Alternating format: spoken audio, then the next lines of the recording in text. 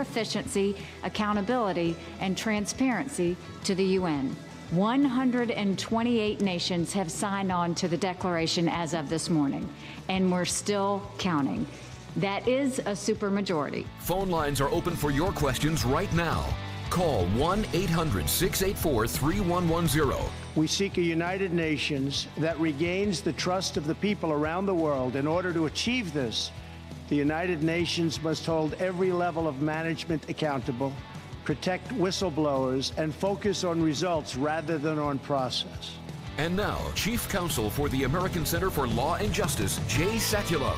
Hey, everybody. Welcome to the broadcast. We're taking your calls at 1-800-684-3110. Simple question to ask you. The United Nations.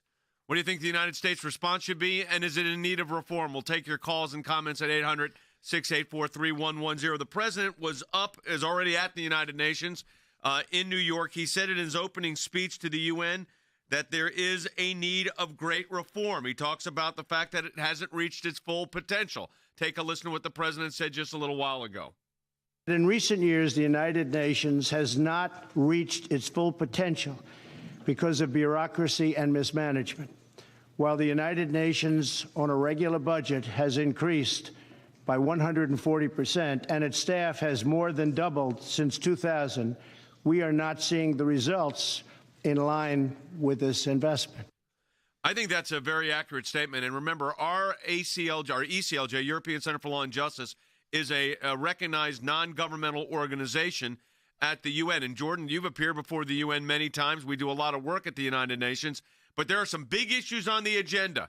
Iran, Israel and the Palestinian Authority, North Korea, Russia. I mean, there's a lot at play here. That's right. And the president is correct in this meeting he first announced. The major speech is tomorrow. Yep. We'll be covering that. That should be before our radio broadcast if they stay on schedule there. But what the president's participating in today is actually at a sit-down kind of forum on UN reform. And it is something greatly needed.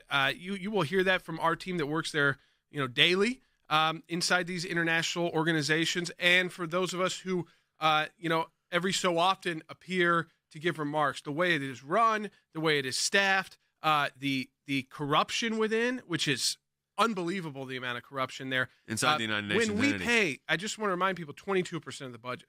So we have a lot to say. When you pay a quarter of the budget of an international organization like this, you can call on reform and a change, much like in Washington, D.C. The idea of kind of draining the UN swamp, the bureaucracy. Same kind of problem. The way too many staff, way too slow to act, not as the president said, not to do away with it, not as effective as it should be.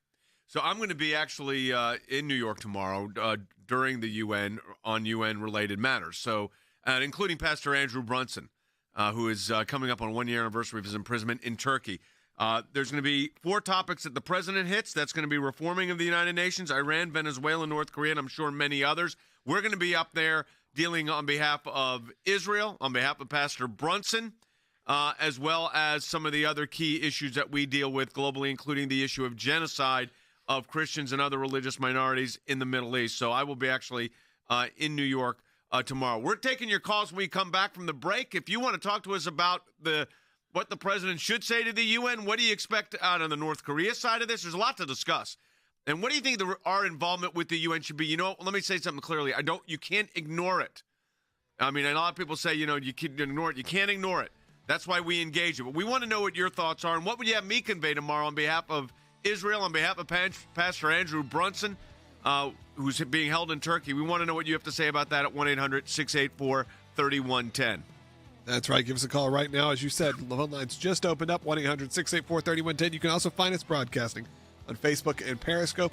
Just get in your comments at facebook.com/JSekulow, Periscope and Twitter at JSekulow and ACLJ.org. I did say we're coming up on the one-year anniversary of the incarceration of Pastor Andrew Brunson.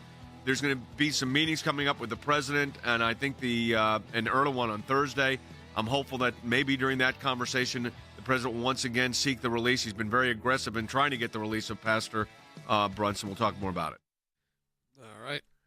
All right, so where phone lines are opened up, we're taking your calls at 800-684-3110. And what I want to hear from our Facebook and Periscope audiences is what you would have me communicate tomorrow when I'm with some officials And also, with regard to Pastor Andrew Brunson, we want to be able to convey your thoughts on that as well. What are you expecting, Jordan, tomorrow?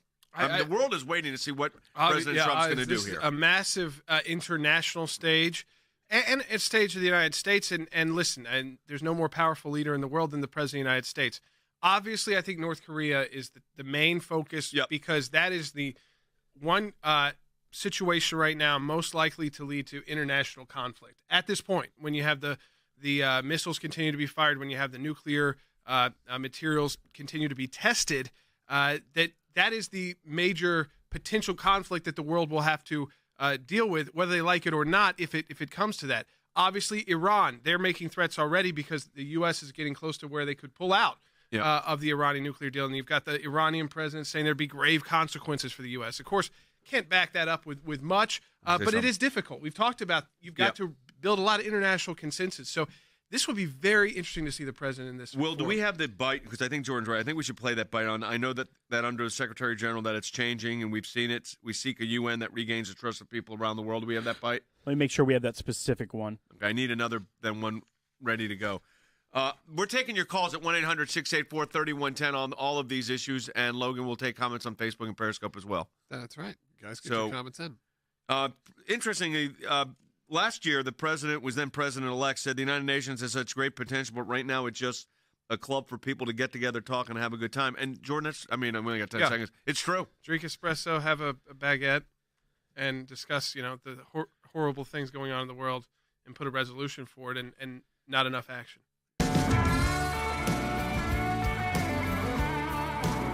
So this is United Nations Week, and the president will be making he already commented this morning on participating in a panel on UN reform. He's going to make a major speech tomorrow. I'm going to be in New York tomorrow as well on a variety of meetings, including the issue of Pastor Andrew Brunson, as well as, of course, our ongoing defense of the state of Israel. I'm going to be speaking with officials, and I'm going to be speaking with some leadership tomorrow, 50 people that are real influence makers from around the world. I want to know what you'd have me say to them and what you'd like me to communicate. And that's important to hear from our folks that listen to this broadcast and participate in the ACLJ, whether it's on North Korea, whether it's on Israel, whether it's for the release of Pastor Brunson. We'll take your calls on all of that and just tell us what you want us to say. 1-800-684-3110. That's 800-684-3110. We encourage you to give us a call. Let us know what you have to say. President also, in the theme of reforming the United Nations, which we talked about during our break here, and we'll talk again. But listen to what President Trump said. This is number 32. We encourage the Secretary General to fully use his authority to cut through the bureaucracy, reform outdated systems, and make firm decisions to advance the UN's core mission. He also made an important statement I hope we're trying to get, that he said this: I know that under the Secretary General that things are changing. We've seen it.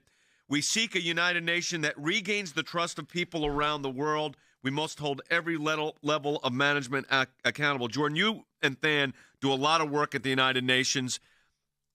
There is this lack of not only transparency, accountability, but we participated for many years in this, but there's this sense of almost hopelessness in that you have these meetings and nothing seems to happen. Yeah, that's right. I mean, the Security Council is the one place that can take action. That's the 15 members. But it's really the permanent 5, and 2 of those permanent 5 prevent most real action. That's Russia and China. They water down sanctions. They are difficult to convince on any kind of military action. That's where, though, you still see the real heavyweights of the world debating. You get outside the Security Council, though, into most UN business. That's where you've got these staff increases of, as the president noted, it's 140% budget increase. The staff has doubled in the last 18 years, doubled at the United Nations, and those General Assembly resolutions they can be nasty, like against Israel, but they have no force of weight. If it's not through the Security Council, they are just resolutions. And so they spend a lot of time, as I said, I'm not talking about the Security Council resolutions, I'm talking about General Assembly resolutions, passing resolutions in committees, passing resolutions. They don't matter. The General Assembly. And you know what they're not doing? They're not doing enough to stop the genocide by ISIS. They're not doing enough to prevent the North Korean human rights abuses. They don't step in there, and that's because of the power players like Russia and China, who hold a lot of influence in these non-aligned countries, who are not part of Western Europe, who are not part of the necessarily Western blocs, and that includes a lot of African countries, a lot of Latin American countries as well, who take those kind of neutral approaches, which really means siding against taking action against a place like North Korea. And that's why the sanctions against North Korea are tougher. That's why oil is they still have gas. So I think the issues that we're looking at right now from the ACLJ's perspective that we want to get your opinions on are what do you see the communication level to be, or what we should be talking about? Iran, Israel, the release of Pastor Andrew Brunson. I don't think you ignore that. And, of course, North Korea. And our phone lines are open for you at 1-800-684-3110. That's 800-684-3110. We just want to hear from you and what you'd have us talk about, especially on Pastor Brunson as well, because that's supposed to be a NATO ally with Turkey. The president's going to be meeting on Thursday, and we're urging the release of Pastor Brunson. I will tell you, Secretary Tillerson, Vice President Pence, the President of the United States, President Trump have all been aggressive on that, but we need to keep that aggressive up as we are approaching the one-year anniversary of his incarceration. So again, we want to hear what you would have us talk about it and explain and express to these various people that will be involved with. 1-800-684-3110. I did have an opportunity to speak with Nikki Haley, our ambassador to the United Nations. She now has a cabinet-level appointment, by the way. That's under this administration. And we talked about Andrew Brunson's case specifically, so we're getting some help there, too. But again, 800-684-3110. Why don't we go ahead and take a comment or call, Logan? All right, let's go to John in Arizona on line 1. Like you said, give us a call, 1-800-684-3110. Hey, John. Hi. How we doing over there? We're doing great. How are you? Good. I have a burning question. I don't even know if Iran is part of the UN. I'm assuming they are. Yes. And my question, like many people, is what's throughout the United States, especially Christians and Jews, what's it going to take to unwind the whole messy, probably the worst deal that any president has ever done in this country, to unwind the Iranian nuclear deal? Yeah, very good question and very tough, because you've got a situation where a lot of even if the United States were to pull out of this so-called agreement, it's not really a written agreement. The problem is, and this is the difficulty, is the European countries are already engaging in business enterprises with the Iranians. So that's an ongoing situation. But I will tell you this, the president is meeting with Benjamin Netanyahu today about the Iranian deal. So this is a concern that's up there, and we've been following that closely. Iran is issuing threats. Now, most of their threats are not so for real. I mean, we know that they've been an agitator, obviously, a top agitator in the region, and the problem that they pose with North Korea, because now that they are free of most sanctions, they are able to fund a lot of this North Korean advancement in missile technology and nuclear technology, because they want to benefit from that for their own nuclear program. So they're kind of funding the North Koreans to do what they're not allowed to do under the agreement right now. Plus, you never can trust them to be really complying. They're very difficult to actually get access to their facilities. So it will be October when the U.S. will decide whether or not to give this another a year or not. That means that certifying that they're in agreement. But as you mentioned, the big point of it is you could say that the U.S. is pulling out and we can issue sanctions, but to really make our pulling out of this agreement effective, we'd have to issue a sanction that said if you do business with Iran, you cannot do business in the United States, and that would be all of Europe, not just Russia, China. I know. All of Europe. And so economically, we told everybody this. Once you get into a deal like this, getting out of it, you can start the undoing process, but it's a major diplomatic timeline. So I think you got to give time to do that. I like to see what we're seeing on Facebook and Periscope, but let me tell you a challenge that I'm laying out before you, and this is something we have been working very hard on. We thought we've had this worked out a couple of times. That was the release of Pastor Andrew Brunson. He's an American citizen from North Carolina. Has been ministering in Turkey for 23 years, had a church in Izmir, never had a problem. After the so-called coup in Turkey last summer in July of 2016, he was arrested and has been held in jail now for almost a year, charged with crimes against the state, basically being a spy. I mean, it's the normal ridiculous charges that these regimes tend to put forward. The problem is the regime is Turkey, and Turkey's a NATO ally. Forget a UN member. And Iran signed on all these Universal Declaration of Rights, and so is Turkey. But the reality of what you're dealing with is quite different. There's two sides to this, if you will, as far as how these things are perceived. So we're having to engage on a really aggressive level for his release. Here's what I'd like to be able to tell members and leadership at the UN that we're going to be speaking with tomorrow and the days ahead, that we've heard from people in all 50 states. There's been a petition up for Andrew Brunson that we appreciate 200 over 250, maybe 300,000 people have 320,000, I believe, have already signed it. But it's something the UN is taking an interest in. So what I want to encourage you to do is call us right now on our phone at 800-684-3110 and tell me what you want us to communicate about his situation. Again, Israel's situation, Iran's situation, and North Korea, because these are all serious issues confronting the country. And, of course, we'll have more from the president's comments and Nikki Haley's in a moment. Logan, what are we seeing on Facebook and Periscope? Yeah, Tito just said, I'm really sorry, but it seems like the UN failed in its purpose for the unity of all nations. And DJ is saying it seems like if nobody takes the UN seriously, it's like paperwork and no action. A lot of comments like that. And the typical question that comes in every time we bring this up, which is, why are we even in the UN? Should we be out of the UN? Which I think we've answered thousands of times, but it's worth addressing. All right, so here's what you got. I mean, look, here, some people say UN is like, what does it stand for? Well, I mean, United Nations. Other people will say it stands, is it really necessary? Well, here's the situation. Whether it's necessary or not, it's a world body you've got to engage. We've been engaging at the UN for now going on 15 years. And we've seen some success. Look, I mean, Jordan, you've appeared before the United Nations Human Rights Council for speeches on multiple occasions. Gregor Papunik, our ECLJ director, is going to be there, I think, when they're back in Geneva on the religious persecution issue, the genocide issue. These are all real issues that we're dealing with. They're the life issue. trying to redefine at the Human Rights Council the right to life to include the right to abortion. And I think about the twisted wording there. And at the UN, there's actually been a pretty strong pro-life move because many countries, even some who are not always aligned with the U.S., have policies when it comes to the life issue. But this time around, things are changing, and that's because of the overall just leftist influence. So that the right to life it may include, and we're fighting back very aggressively, along with groups like the Holy See and others with representation there, because they want to change the right to life to include the right to abortion. Yeah, it's preposterous. Which is so backwards. But today is our deadline for action at the UN to defend those Christians that are being persecuted for their faith. We've got a petition up at aclj.org. We've got an email going out on that. We encourage you to sign it and be participating in that. We've heard, as I said, from hundreds of thousands of people.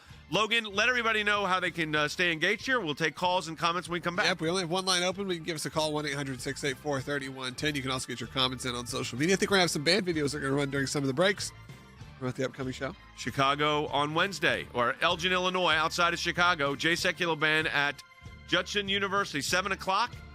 All the ACLJ band, as I call the J. Sekulow Band, but it's our team here. We'll be there, and we encourage you to come as well. See us on Wednesday night.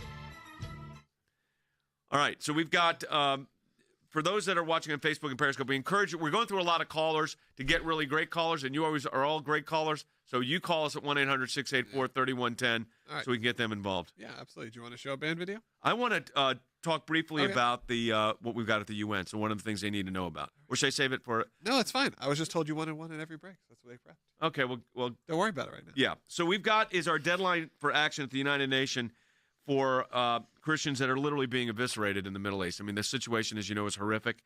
You got little girls that are burned alive. Children are being beheaded and tortured. It's horrendous. I mean, you've seen what ISIS and others are doing. But we've got to get the UN to come up to the level here. We've expanded our largest global advocacy efforts for Christians facing genocide, but now we're taking it directly to the United Nations. I'm going to be talking about this tomorrow. We're already in federal court to force a change in U.S. policy, and I will say we're getting some progress there. Last month, we submitted crucial legal filings at the United Nations. So, Jordan, we don't just talk about it here. I mean, we're actually engaging the United Nations. And again, we'll take your calls at 800-684-3110. I encourage our friends on Facebook and Periscope to call in. Yeah, it's very helpful because of all of your support that we have staff, not just American staff, but European staff who's able to engage the UN. And when they do engage the UN, it gives a different spin to it.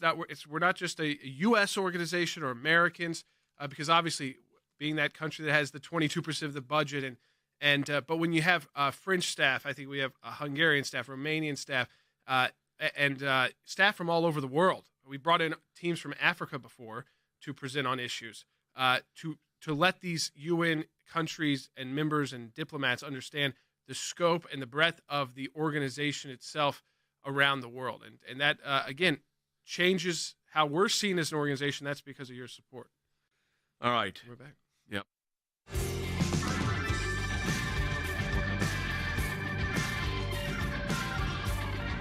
You know, the president has made the statement, and I think this is true. And I want to get this is another one we'd like to get your opinion on. Do you have trust in the United Nations? Is there any capacity of you in the UN right now where you have trust? We'll take your comments on that at 1-800-684-3110. Just tell us what you think on that. Here's what the president said, number 31.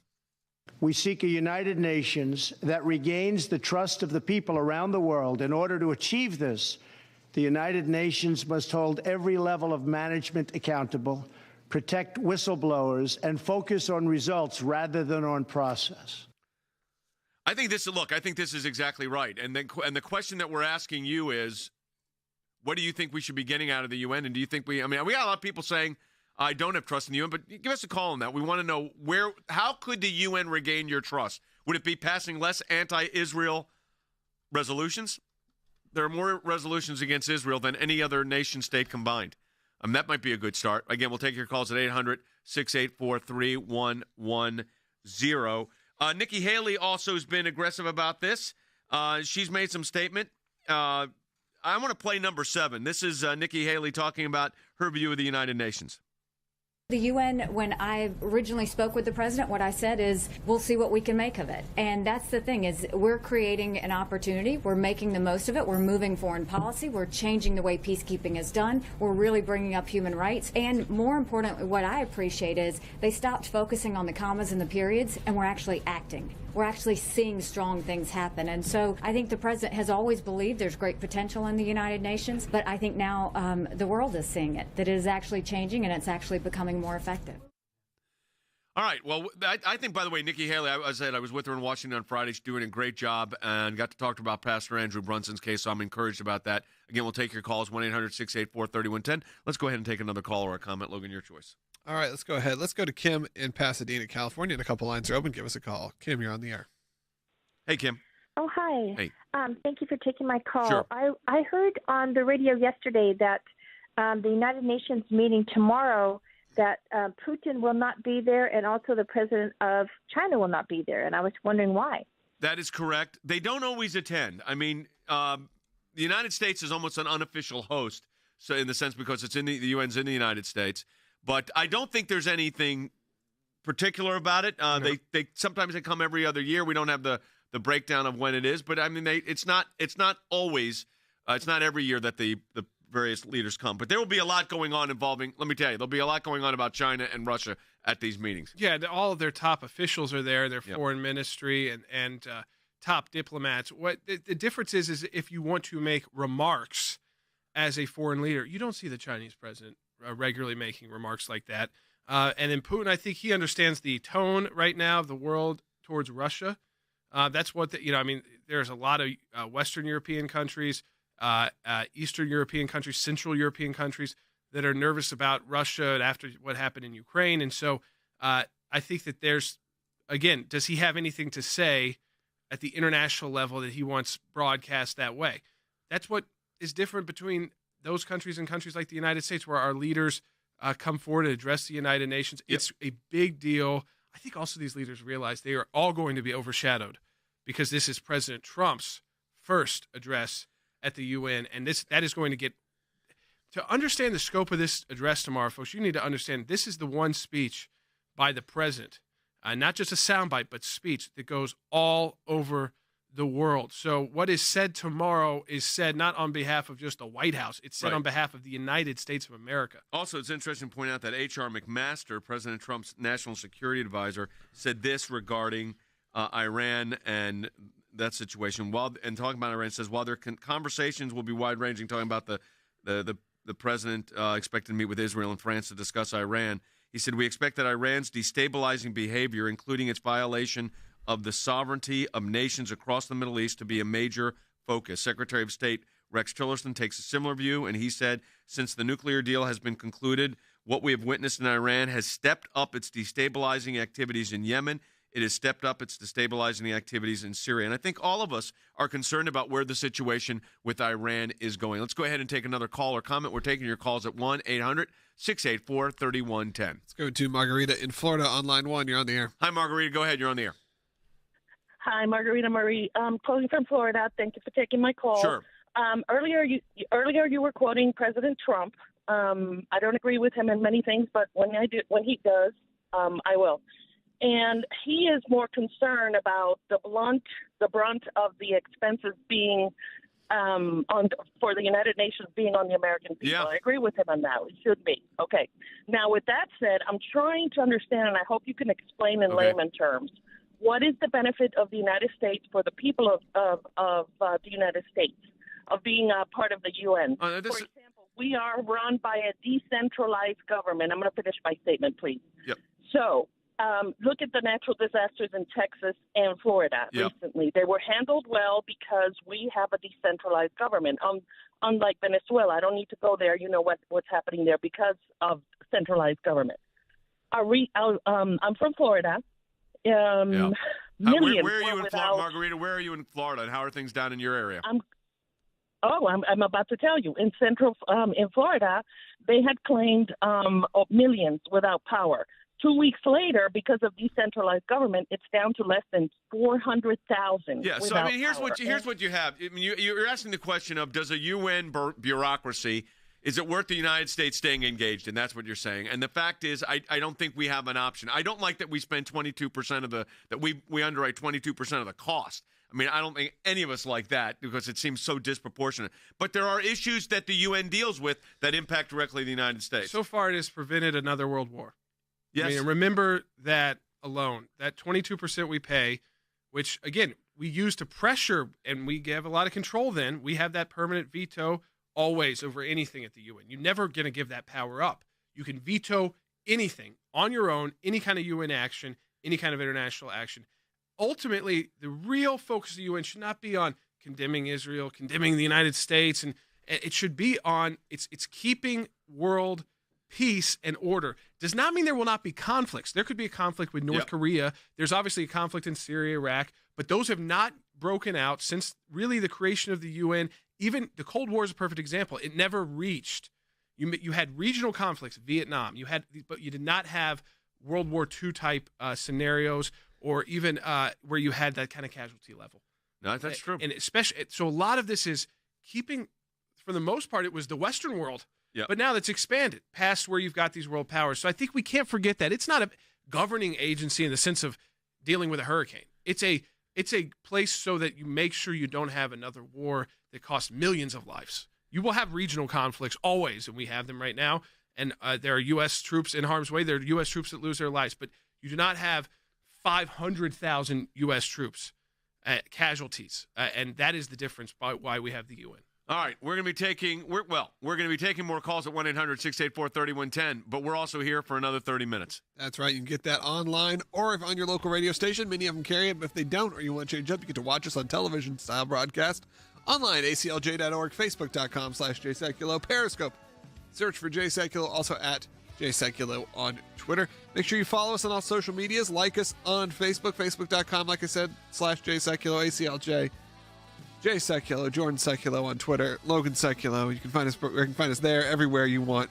You can find us. You can download the ACLJ app for your iPhone, your iPad, Apple TV, also a ACLJ channel in the Roku channel store. You can subscribe to the Jay Sekulow Live podcast on iTunes or however you get your entertainment. If you're in the Chicagoland area, remember Jay Sekulow Band Wednesday night, 7 o'clock, Judson University. We'll talk to you again in just a moment.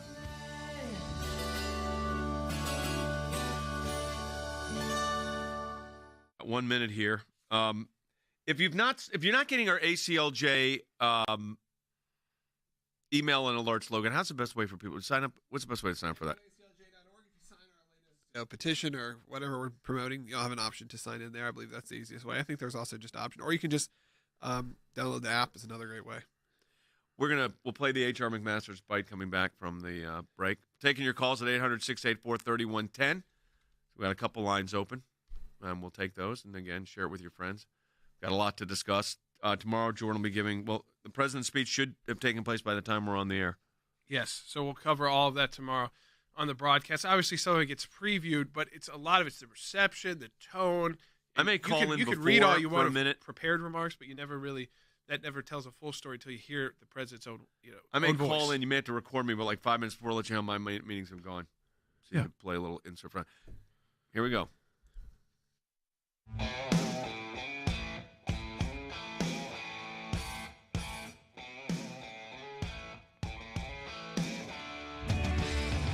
Hey, welcome to the broadcast, everyone. Taking your calls, 1-800-684-3110. The president's going to address 4 issues of what we're being told at his UN General Assembly speech tomorrow: reform of the UN, Iran, Venezuela, and North Korea. We are addressing at the European Center for Law and Justice, our affiliate that is an NGO with the United Nations, issues involving Israel, the Middle East, Iran, North Korea, but also specifically Pastor Andrew Brunson, an American citizen who's being held in jail in Turkey. His charges, basically he's a Christian minister, and Erdogan picked him up in this post-coup sweep that they had, and he'd been there for 23 years as pastor, never had an issue. So we're raising that issue at the UN on multiple levels. We've had filings on that, and we'll also take your calls on that, 1-800-684-3110. The President's National Security Advisor, H.R. McMaster, said this at a White House press briefing about the President's speech tomorrow. The President's Tuesday morning speech to the General Assembly will emphasize the need for states to promote peace and prosperity while upholding sovereignty and accountability as indispensable foundations of international order. He will urge all states to come together to address grave dangers that threaten us all. If nations meet these challenges, immense opportunity lies before us. Well, there you have it. So, I mean, there's no question that there are significant issues developing on this. And again, we're taking your calls and comments, 1-800-684-3110. And we'll be addressing a lot of these issues in New York, UN-related events tomorrow. Let's go. You want to take? Do we have time for a call? Yeah, Logan, we could do a call. Yeah, let's do it. Let's go to Janet in Seattle, Washington. Hi, Janet. You're on the air. Good morning. God bless all of you guys for your hard work. I would like to see the United Nations be more responsive and take people to task, including to trial for war crimes against religious minorities, especially Christians in places like the Middle East and Sudan. Well, look, we're pushing really, really aggressively on that. We filed last month a series of briefs with the United Nations Human Rights Council. We are advocating in federal court to get a better understanding of what the policy is on genocide. We have really expanded our largest global advocacy effort, not just for Christians facing genocide, but for other religious minorities. This is a serious, serious problem, and we are working really aggressively on this, and that will be part of what we address tomorrow. But Jordan, you've appeared before the UN on these issues. Yeah, specifically on persecution, and I'll tell you, I mean, I've been there with the ambassadors from Iran are there and Sudan are there, and sometimes they will come up to you after and say, I wish our country wasn't like this. They play that diplomatic game, and they may be sincere, they may not, but let me tell you, they're not doing anything about it. They're not gonna push. That's because in many of these repressive countries, even their top diplomats are fearful for their lives because politicians regularly are also, if you look at Christians, I'd say, religious minorities, and then anybody involved in government are the most persecuted people. So when they get purged out, every so often. Right. And so you are dealing with, there is the European group that obviously is not concerned about that, and they kind of just go about their days. And our European staff fights that back aggressively. But again, it is to come together in that segment. That's why I think, it's easy to say, why do we have this? There's no other place to be able to communicate to that many countries as an organization like the ACLJ or through our European Center. Yep. You can't walk into a room and talk to 100+ countries. You can at the UN if you have the status that we do. I think about Youssef Narlikani, the pastor that was in jail in Iran. I think about Saeed Abedini. I think about, of course, we got Pastor Andrew Brunson, Asia Bibi, who's still being held captive in jail in Pakistan. I could go through the list. Miriam Ibrahim in Sudan. We engaged very aggressively there at the UN and got good support. And that international support on those issues is significant. Defending Israel at the UN, you're unfortunately in a defense mode the entire time. But Nikki Haley will play some of her bites coming back from the break. She has been really strong on the situation of our ally Israel. What are you seeing online, Logan? We're getting ready to take a break. We'll take more calls at 800-684-3110 in a moment. Yeah, a lot of just non-trust and people commenting about that type of thing. Yeah. I mean, there is this sense that we're spending a lot of money and not getting a lot in return. I think that... Trust the UN. Now, know that the Security Council, we can prevent anything we don't like. And that's the one agency at the UN that has teeth, and we're able to stop the bad and promote the good. So, I mean, there it's difficult, but we can stop the worst and stop anything we want. That's pretty much it. I mean, if you can stop the win, you don't want to give that away. All right, we'll take your calls when we come back from the break. 1-800-684-3110. Let's talk about Andrew Brunson when we come back from the break. 800-684-3110. Back with more in a moment. We have a video. Go ahead and play it. The United Nations has such great potential, but right now it is just a club for people to get together, talk, and have a good time. So sad.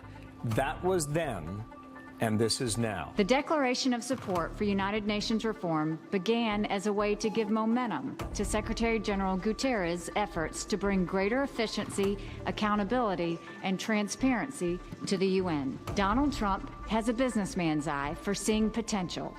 And he sees great potential, not just in this reform movement, but in the United Nations itself. I applaud the Secretary General for laying out a vision to reform the United Nations so that it better serves the people we all represent.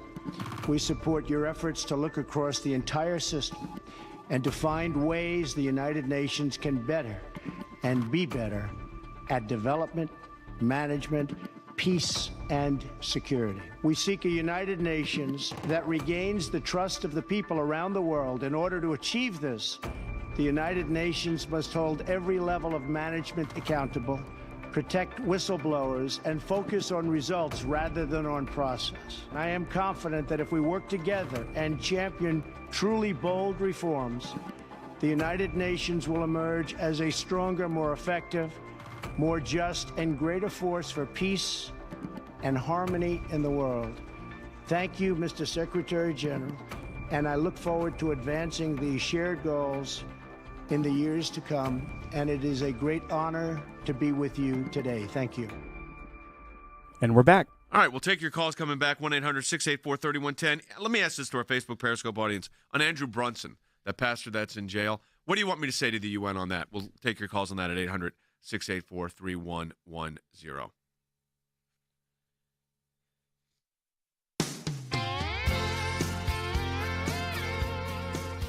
Hi, everybody. Welcome back to the broadcast. Taking your calls, 1-800-684-3110. President said he's going to address 4 things. Reform at the UN. It's already started. Iran, Venezuela, and North Korea. Let me tell you what we're addressing. Israel. We're going to hit that very heavily. Christian genocide and genocide of others in the Middle East and religious persecution by jihadists. That's number 2 on our list. And these aren't, by the way, in orders of importance. These are just the issues that we're hitting.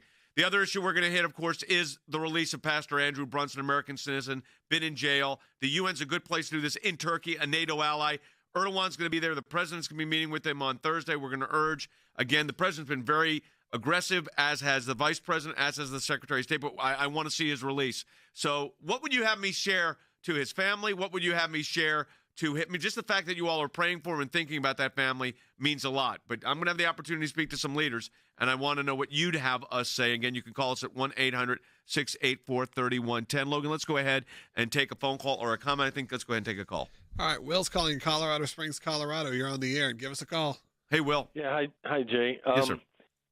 And just short and sweet, I want them to grow some teeth and quit being a paper tiger. Yeah. Because, we hear it all the time, and these other countries are like, it's a joke to them. They're like, oh, they're going to get together and say, stop doing what you're doing. Okay, yeah, right, and change the channel.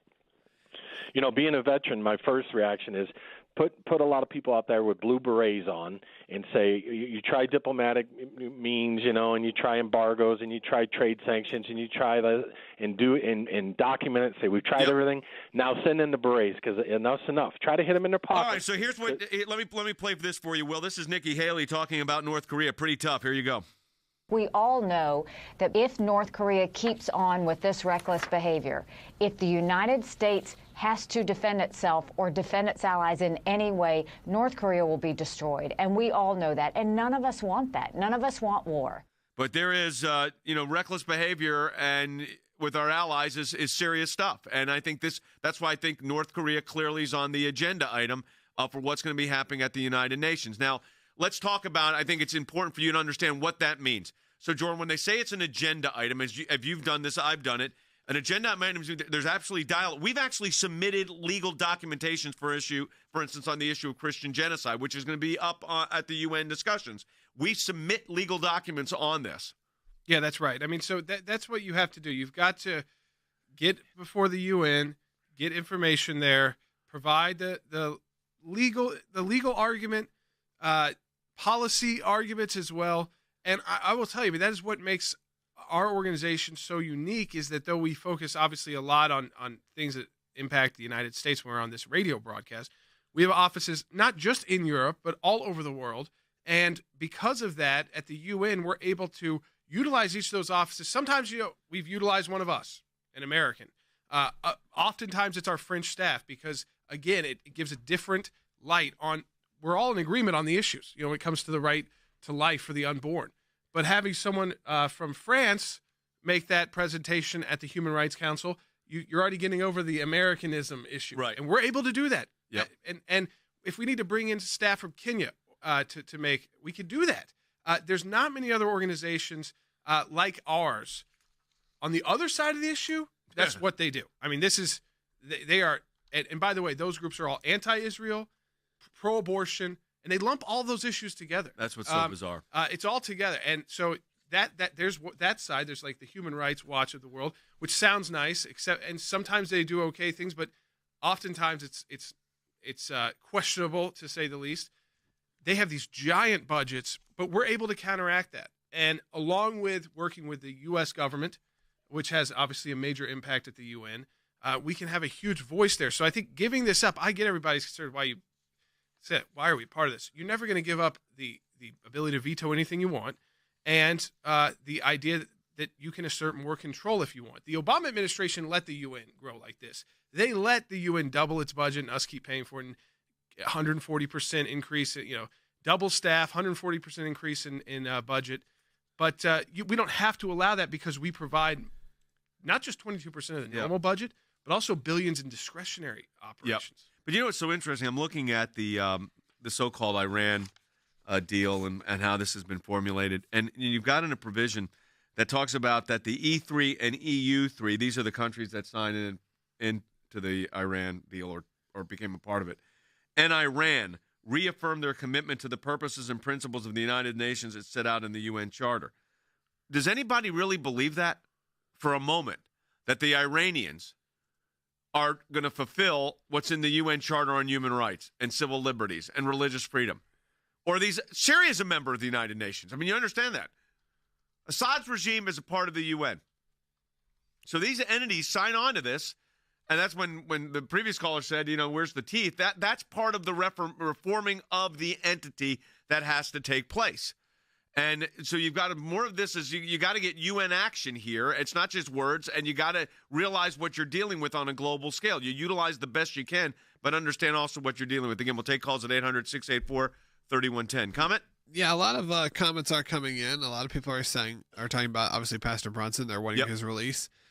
This is a question from Isabella. Said Turkey is considered a NATO aqally. Yes. They have a question of how that is conversation with Brunson. Well, so here's what happens. I mean, this is different. When we were negotiating for Amir Hekmati's release, let's say, or Saeed Abedini's release, or Miriam Ibrahim's, and you're dealing with Sudan and Iran, there's not a formal relationship where there's a ally country. Yeah. Right. With Turkey, with Brunson, what is so frustrating, I think, for all of us is the fact that here's an American citizen, operated in a church in Turkey for 23 years. And what is the end result of this? He's in jail, and it's not in jail in the Sudan or in jail in Iran. It's in Turkey, a U.S. ally under NATO. And I think, Jordan, that's the frustrating aspect of this, is that we have not been able to, and look, I'm frustrated with this, we've not been able to secure his release from a NATO ally. Yeah, that's right. And it is frustrating because we're not dealing with Iran. We're not dealing with North Korea. We're dealing with a country which is supposed to be a military ally of the United States. I mean, basically the deepest bonds you can have. We will fight together. We will defend each other. I mean, that's what NATO is about. And so these matters, which, again, it should be very easy to resolve, but you've seen Turkey is not a normal NATO member, and certainly that has changed. But, I think at a point that they can act like strongmen all they want, like Erdogan. Their entire military is because of the U.S. government. Their entire operation, the reason why they have the control they have or the power that they have in the region is because of what we provide. Now, we don't want them to move to the east to the point where they get all of that from Russia or China. But I think they realize, because these are more rational actors than, say, North Korea or Iran, they do realize that if you lose that U.S. support, I think we have to make that louder and clear. You lose the U.S. support, and you're dealing with countries who are morally vague. That means China and Russia, they only help you when it benefits them. They're not there in a NATO alliance to defend you, and they don't. Once you're no longer helpful to their economy, they're not going to keep wheeling and dealing with you with military option. So Turkey has that unique relationship, the only country in that region that does. To give that up, which they've toyed with, would be, I think, catastrophic, and we have to make that point clear to the Turks. Yep. All right, we're taking your calls at 1-800-684-3110. We have time to do a quick call here before the break? Sure, let's go to James in Las Vegas, Nevada on line 1. James, you're on the air, and if you want to call, 1-800-684-3110. Now is the time. All right, James, go ahead. James, you there? All right, moving on. Let's take a comment here. Let's find a good one. You go ahead. I'll try to find some. Well, I want to say what we're doing today because the UN activities have started today, and I'm going to be up there tomorrow. But what we're focusing on is, again, I want everybody in our audience to know what we're focusing on, and that is 3 primary focuses. One, of course, is, again, this is not in the order of importance, but although Andrew Brunson's matter is very important because it's for his family, that's number one, so it should be, and it's very important for us. Andrew Brunson's released. We're going to go to the UN talking about that. I've already had the opportunity to talk with Ambassador Haley about that on Friday, so that's number one. Number two, I think this is also really important in the overall kind of scheme of this, is we are very concerned about the ongoing Christian persecution in the Middle East, in a lot of these regimes. That has to be protected. But it's not just Christians, it's Yazidis and others, but Christians, of course, are receiving a brunt of it. Number three, our defense of Israel is ongoing at the UN. You're always in a defensive posture, unfortunately, when you're at the UN on Israel. We're doing that. And then, of course, on the other issues that our country's facing, whether it's North Korea and the laws of armed conflict, we engage on those issues as well. So all of that is going on. I'm going to be, like I said, I'll be in New York tomorrow dealing with some of this directly, and I had opportunities already to deal with the Andrew Brunson matter. But, you know, Jordan, it's unfortunate, we only got a minute here before the break. We'll take calls at 800-684-3110. But on Andrew Brunson's matter, when they get to a year, we always know it's a dangerous time. Yes, and things are changing. Charges have been brought. Yep. So it's a different negotiating point. Before, there weren't charges yet, kind of being held without charge. When a government charges someone with things serious, it makes it more difficult for that government to tell its populace why they're just letting that person go. So that becomes more difficult. You have family members involved. I mean, there's a whole host of reasons why I think we have to redouble our efforts. This is at a week where the world comes together. Yep.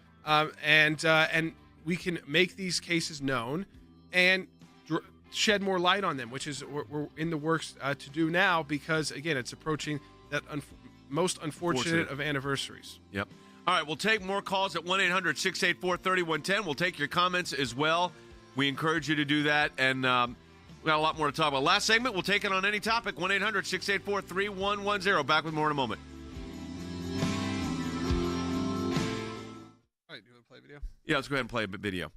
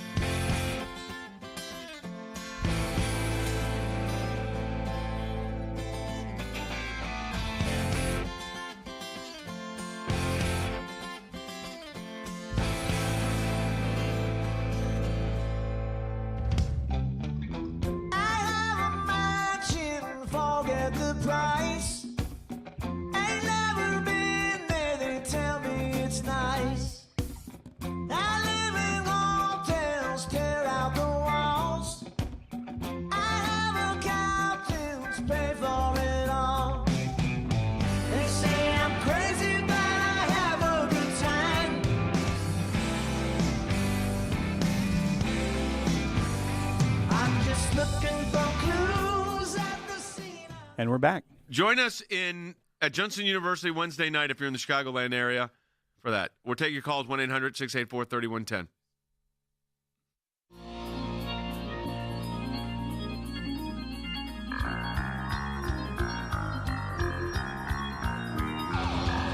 Hey, welcome back, everybody. By the way, if you're in the Chicagoland area, I'm going to be with the J. Sekulow Band at Judson University on Wednesday night, 7 o'clock for a concert that we're going to be doing. The whole band's going to be there. So it's free. It's open to the public. I guess you go to Judson University website. I think there's information there, but we're going to have a good time. Whole crowd will be there. All right, last time in the broadcast, we're taking your calls on a variety of topics. I see we got some calls about Dianne Feinstein and the confirmation of judges. We've got other calls as well. 1-800-684-3110. Logan, you decide in which order we go. Let's just go in order of hold. Let's go to James in Las Vegas. He back on? Yep. James, you there? I'm here. Okay, yes, sir. You're on the air. Well, Jay, I just think that the UN would be much better served globally if it was a rapid response enforcement team that was the arm's length agency that was able to globally control conflicts and do something actively instead of meeting every year in a beautiful building in New York City. Not so beautiful if you've been inside it, by the way. The building's boy, they need much better on the outside. Yeah, than it is on the inside. Afar. But you did raise the point of there are UN peacekeeping troops around. I don't want to say that because people that have served in U.S. peacekeeping troops have been killed in action. So it's not like they don't do anything. Yeah, I mean, in Korea being one of those examples, right on the DMZ, you've got them in the Middle East. You have them in places like Sudan. And listen, there are a lot of countries that contribute soldiers to that, and it's not primarily the United States in those roles. And those countries experience soldiers that get killed trying to keep the peace. That's what, we talked about that broader issue. Yep. Also, I mean, as a strike force, that is not how the UN works. No. It's not quick like that. And more peacekeeping. It's more of a legislative-like body. So legislative bodies, just like our founding fathers when they founded our country, legislative bodies are intended to work slowly so that you don't have, which is fine, you don't have knee-jerk reactions. That doesn't mean, however, that even at the UN, if North Korea pushed a little bit further, for instance, you could quickly have war declared by the United Nations. Don't forget the UN has got basically that power to act, and that is a major power at the international level. All right, next caller we're going to try to get through all these calls. 800-684-3110. That's right. Let's go to Alice in Greenville, South Carolina on line 2. Hi, Alice. Hey, Jay. Just want to let you know my husband and I will be praying for you as you go up to New York. Thank you. We're longtime supporters. Thank you. So my question is with Turkey and the pastor, what are the reasons? Do the reasons constantly change? I mean, what is... They make up, Alice, they make up charges. I mean, they say it's action against a state. They just increase the charges on them, but they're still not public, but we know what they are. Look, they use this as leverage and wedge. I mean, but this, again, is a NATO ally. What's the initial charges, actions against the state, and that's because he's a Christian pastor. Literally had been there for 23 years, never had a problem, but now they up the charges. That's what and this is typical of what they will do. Yeah, so they're a little bit more transparent there than Iran in the sense that everything is not completely secret. Although our lawyers there still have not seen the actual charges against him, the official charges. They get reported out through the news. Yeah. But it is very serious. And what happens there Although he's done nothing. Within the government structure, you have power struggles. We saw the coup there, if it was fake, if it was real, whatever. You have power struggles. So a more hardline judiciary, which has been put in place, and the prosecutors that come with that, could very well be attempting to hamstring the president of Turkey. Right. I mean, you don't want to put too much on just one person because they could be being used by their lower, judiciary officials who they may have put in because they were more agreeable, but are more hard line, so that they hamstring the ability of the president to act. Just like if our prosecutors brought major charges against someone, the president was trying to act diplomatically, it's tougher. It'll be tougher. Same thing, but even on a greater scale in a country where they start putting out in the news, and then it would be, could it be the threat of real problems if you release someone like this without getting something in return, and what is that? And so it becomes a very complicated international thing. Now, we're the United States. They are an ally. We should be able to put our foot down, and I think that realizing more and more. So remember, we're able to work with this administration. This is not like Hillary Clinton as Secretary of State. I mean, we even said when John Kerry came in, that was much better because it was not the Clinton Foundation running the State Department, basically. Again, we're able to have the dialogue that you can't force a country, though, to do something. I mean, you can't force. You have to put the diplomatic pressure on heavily. Yeah, I will tell you this. I mean, in any administration, I think it's fair to say that there are career people within these agencies also that are dedicated to trying to get Americans released. But there's also career people in these agencies who are not helpful. Well, there's this other view in the State Department that says one life, one individual is not worth disturbing anything that they've worked on. So you have to. It's very complicated. You have to be, as like President Trump is. You have to put in disruptors. Yep. And he has done that through people like Nikki Haley. But again, they work through the top as they come in, down through so many levels of bureaucracy. Let me encourage you to do this. Pray for Pastor Brunson and his family, and pray for his release. I think we could be really specific and pray for his release. We're taking as much action as we can take and talking with as many leaders as we can around the world, and of course here in the United States as a U.S. citizen. But pray for him. Pray for his family. I think that will make a big, big difference. Let's go ahead and take another call. All right, let's keep going. Let's go to Sandra, who's calling in California on line 3. You're on the air. Hi, Sandra. Go ahead. Hi, Hey. shalom. Yep. Yes, I was reviewing the Constitution this weekend, and I was wondering how Feinstein could make that religious comment that his dogma spoke loudly. Her dogma lives loudly within her.